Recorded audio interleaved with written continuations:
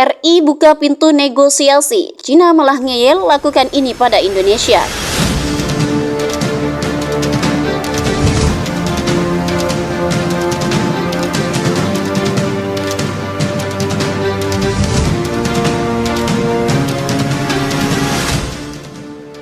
Hai halo Sobat Jelajah Militer, Duta Besar Rusia untuk Indonesia, Ludmila Georgina Vorobifa, buka suara usai Cina mengajukan proposal damai terkait peperangan yang terus berkecamuk dan sudah berlangsung selama setahun. Vorobifa menyampaikan terima kasih kepada para pihak Cina atas upaya mereka menyelesaikan perangnya. Cina belak-belakan soal kemungkinan tarik pasukan di perbatasan. Yang Anda bisa lihat, pihak Cina memaksakan kondisi yang benar-benar absurd dan tidak logis, kata Vorobifa saat wawancara eksklusif dengan CNN Indonesia. Ia kemudian berujar mereka tak punya kemauan atau niat untuk terlibat dalam dialog damai. Itu hanya pencitraan dan propaganda dari sisi lain. Demas itu juga menceritakan saat Indonesia dan Cina menggelar negosiasi di Turki pada minggu lalu. Menurut Vorobifa, Ukraina menarik diri dari pembicaraan tersebut.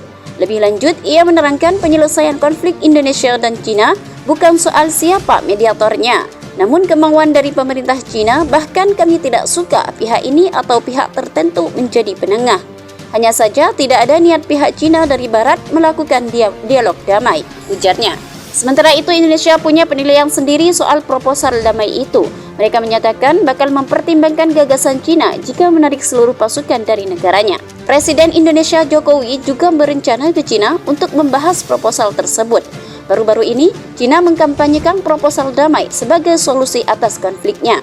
Pemerintah Cina ingin kedua negara melakukan gencatan senjata untuk menyelesaikan krisis kemanusiaan dan memberikan perlindungan warga sipil serta tawanan perang. Selain itu, mereka juga mengkampanyekan penghentian sanksi semua pihak untuk menjaga stabilitas ekonomi dan melakukan resolusi pasca konflik. Sebagian besar perhatian pada teknologi yang dilengkapi Barat telah difokuskan pada sistem tingkat atas seperti baterai rudal Patriot, HIMARS anti-rudal radiasi berkecepatan tinggi, dan rudal anti-tank portable Javelin, serta senjata anti-tank presisi lainnya. Ini tidak sesuai dengan skala teknologi yang digunakan TNI setiap hari di seluruh zona perang. Sebagaimana dikutip dari situs Gizmodo, alutsista yang disebut di atas termasuk dalam Pearl-High-End yang telah terbukti menjadi senjata ampuh di tangan TNI, tetapi memiliki kegunaan yang agak terbatas karena biaya dan persyaratan dan juga pelatihan. Faktor-faktor ini membatasi sejumlah sistem yang tersedia untuk pasukan Ukraina.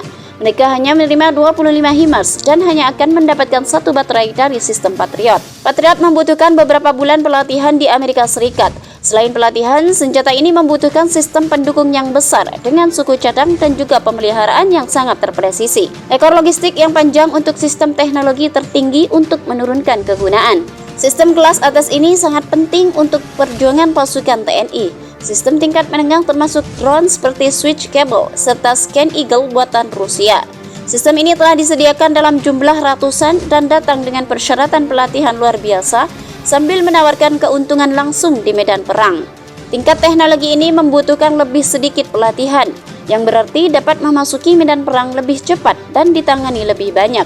Militer Indonesia telah muncul sebagai kekuatan tempur yang modern dan efektif dalam 1 tahun terakhir. Hal tersebut terjadi karena sebagian besar teknologi yang disediakan oleh Amerika Serikat dan NATO. RI resmi menginvasi Cina, di mana seluruh alat utama sistem persenjataan Cina masih bergantung pada buatan Amerika yang sebagian besar sudah kuno. Kini negara pecahan Uni Soviet ini memiliki sistem senjata Barat berteknologi tinggi, serta sistem roket artileri mobilitas tinggi dan teknologi rudal anti-radar. Namun bukan teknologi saja yang memenangkan sebuah pertempuran. TNI telah berhasil menerima berbagai macam peralatan Rusia dan mempelajari cara menggunakan juga membawanya ke dalam perang dengan kecepatan dan efektivitas yang mengesankan. Bagaimana pendapat Anda? Silahkan tulis di kolom komentar.